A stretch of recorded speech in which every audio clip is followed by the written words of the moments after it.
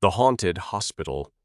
During my obstetrics rotation, I had an interesting experience in the nursery of a baby-friendly hospital. This nursery was different from usual ones, as it mainly served newborns needing some extra care, but not to the level of NICU. The area was mostly filled with desks and computers, along with a few rooms for mother-baby checkups and a larger section for babies in isolates. A peculiar feature of this nursery was a small bathroom located in a quiet corner, away from the busy workstations. The standout aspect of this bathroom was its self-operating sink and paper towel machine. These fixtures seemed to activate on their own, turning on and off throughout the night. This odd behavior became a well-known characteristic of the nursery. To solve the problem, the staff came up with a practical fix. They covered the automatic dispenser with regular hand towels, a straightforward but effective way to deal with the sensitive sensors.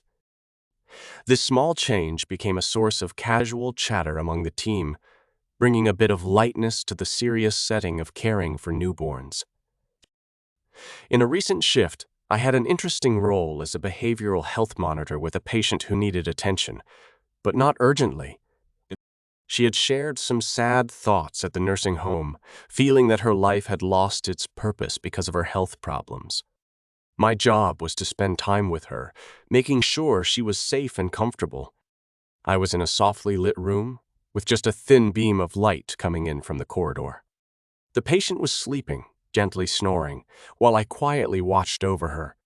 Her bedside table had the usual things, a nurse call button and a remote for the TV. In this calm atmosphere, something strange occurred. The TV, which was previously off, suddenly turned on by itself. It started changing channels rapidly, strangely without any sound. After a short while of flipping through channels, it switched off just as unexpectedly as it had turned on. In that room, my chair was positioned to the right of the door, which was hinged on the left side. The door opened towards the wall where the bathroom was located. The bathroom had a sliding barn-style door, which remained open all night. Inside, there was a blue nightlight that, surprisingly, gave off a strong glow despite its intended soft light. As I got comfortable in my spot, I noticed something unusual. Given the layout of the room, it was impossible for any shadow from the corridor to be cast into the bathroom. However, I saw a shadow moving inside the bathroom. This mysterious shadow, playing in the blue light, brought an eerie and intriguing element to my watch. It was a noticeable change from the otherwise routine setting and made me think about the unexplained yet simple happenings that can occur in a hospital. Another spooky story at the hospital. In this hospital, there's a particular room that's become quite the topic of discussion. It's known for having a higher number of patient deaths compared to other rooms. Adding to its enigma is a shared experience reported by many patients who have stayed there. These patients often talk about her, a figure they claim to see in the room. This presence is usually spotted in the upper corners, behind the door, or hiding behind the curtains. When asked to describe her or explain who she might be, the patients typically just point somewhere and repeat, "It's her." They always refer to her as if she's currently in the room with them. Something odd also happens with the lights in this room. They tend to flicker, particularly when being turned off, as though they're struggling or surging before finally shutting down. Moreover, some patients have reported hearing faint whispers, similar to someone quietly saying "hey," or have felt the sensation of someone breathing near their ear while they're trying to sleep. At first, I tried to make sense of these strange happenings. The room was frequently used because it's the closest to the entrance and near the nursing station, which is perfect for patients needing extra care. I thought the flickering lights were probably due to electrical problems like power fluctuations, old wiring, or just faulty bulbs, and the patients who heard whispers or saw shapes. I figured it might be a part of the process of dying, maybe a way the brain deals with nearing the end of life. One night, during my rounds at about 2:30 a.m., I passed by this room and saw it was dark and the door closed, showing it was empty. But when I came back around 3 a.m., things had changed. The door was partly open, about 2 feet wide.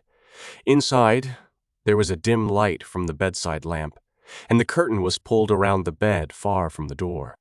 Behind the curtain, it looked like there was the outline of a person. Thinking it might be one of my coworkers playing a joke on me since we often do that to each other, I decided to sneak up on them for a change. I thought I could make out their shape behind the curtain, so I quietly entered the room and crept towards them, hoping to surprise them.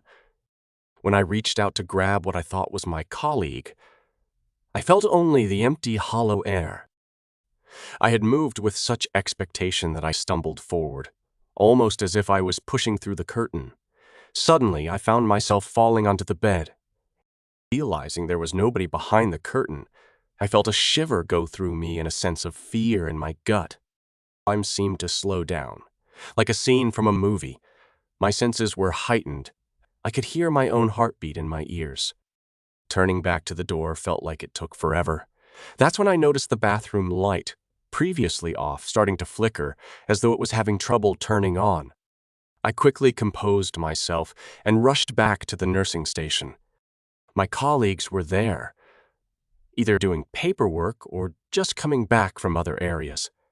They laughed when I told them what had happened. Together, we returned to the room. The light was still on, and the curtain was hanging oddly, showing where I had yanked it in surprise. Strangely, the bed sheets were pulled back as though someone had just left the bed. The bathroom light, which had been flickering before, was now functioning normally, turning on and off smoothly. My coworkers joked about it, suggesting maybe I had fallen asleep and experienced a very realistic nightmare. Now, I found a way to cope with the strangeness of that room by using humor. I'm working day shifts these days, and whenever I need to go into that room, I often say things like, "Not today, Satan," or "I rebuke you in the name of Jesus." Sometimes I even use the classic, "The power of Christ compels you," half jokingly.